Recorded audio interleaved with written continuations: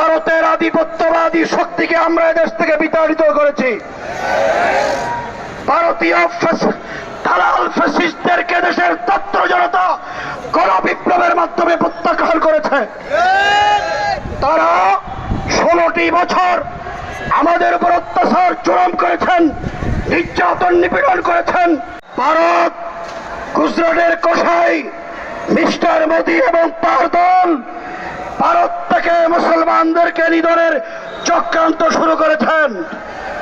আমরা মোদীকে স্পষ্ট ভাষায় বলে দিতে চাই, মুসলমানদের গায়ে আর হাত দিলে ভারত ভেঙ্গে টুকরো টুকরো হয়ে যাবে।